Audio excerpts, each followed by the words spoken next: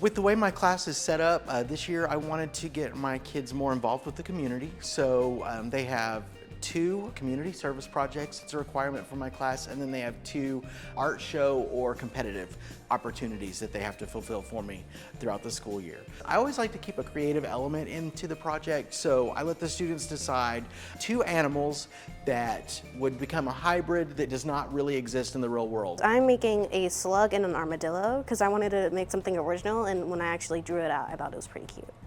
I'm doing a blobfish with the gorilla.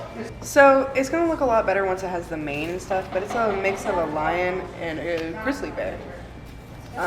So that's why the tail, you can see that it doesn't have that part right here, because it's gonna have like yarn, and it's gonna probably be brushed out, so it's gonna look more like fur. That's what this is supposed to give off, like a little illusion of fur.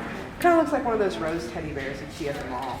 So far we've got some really cool ones. We've got an axolotl teddy bear, we've got a fox cat, bunny rabbit, snake. Some really interesting projects coming out. Really, really creative, and some of them are a little bit weird, but they're very enjoyable. So what we're gonna do is we're gonna have an art show. I wanna say our first week of November. We're still trying to hammer out the details for that, but we're gonna do it in November. We're gonna do an auction, and any profits that we make off of these paper mache animals will go to buy cots and dog food for the local animal shelter. We started with the armature, where you take newspaper, bundle it up to get a little bean or something to start the shape of your animal. And I used toothpicks for the eyes, and then after we layered on paper mache, which is glue paste, which you have glue, water, and starch, I think.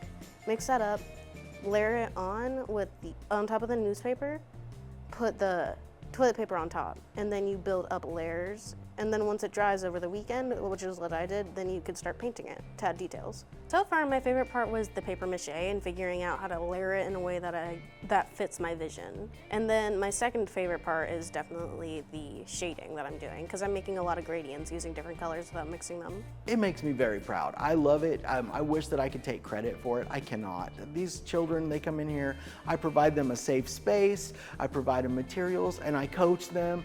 I'm here for advice for them, but mainly what I want to do is just step out of their way and let them, explore.